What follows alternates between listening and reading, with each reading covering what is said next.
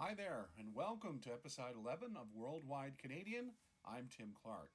Today I want to talk about the grim numbers that are being reported both here in Canada and south of the border in the USA.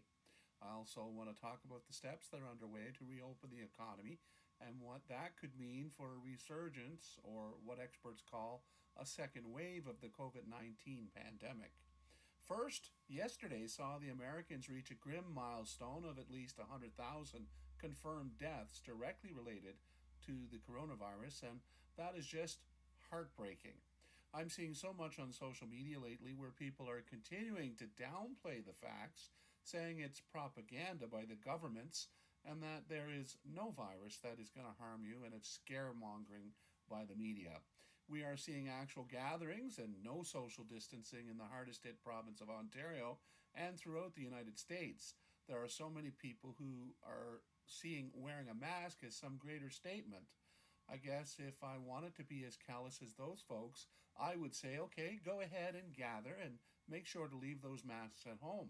Also, stay away from those who are taking this seriously. Darwin said the survival of the fittest thing was a real thing. This could result in the deaths of those Trump voters, so it seems like a win-win to me. The proof of the virus would become even clearer, and we would also ensure that Donald would be unable to win without his cult, supporters, of course. Of course, I don't really want this, right? In Nova Scotia yesterday, the government announced it has been moving to have the businesses forced to close reopen by June 5th. Of course, the Premier says daycare will not be able to open at that time, and it looks like the 15th for that to happen. So just leave your kids at home all alone.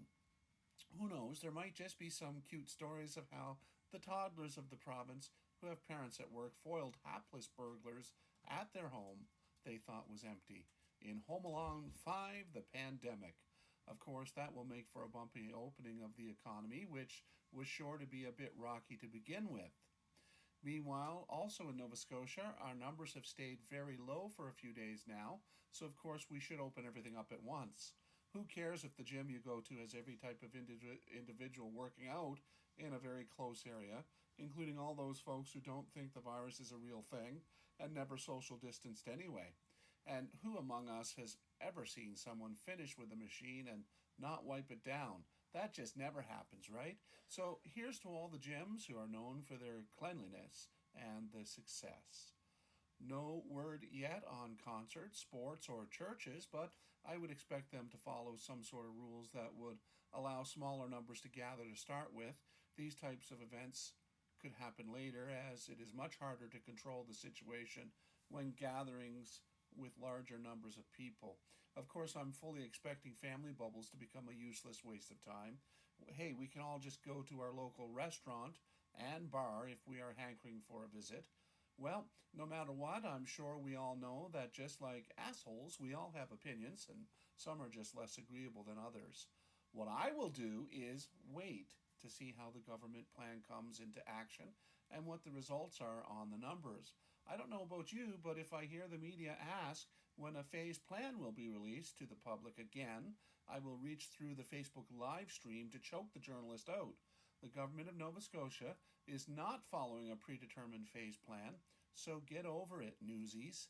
For now, Donald Trump proves he has no concept of what empathy is, as the day came and went yesterday, and he did not seem that it was important enough to even mention the 100,000 plus folks who lost the so-called battle in the war against the virus. One more reason to storm the White House on November's election day with our votes and make sure he goes to prison where he belongs. Of course, I'm not American, so I won't be voting. Well, I'm sure he remembers the obstruction charges that are looming, along with all the other stuff that will be brought to light once he realizes he does not have any power that his people don't give to him. Well, that's it for now. Stay home and stay safe unless you're going to your local restaurant for wings. And join me next time for Worldwide Canadian. I'm Tim Clark.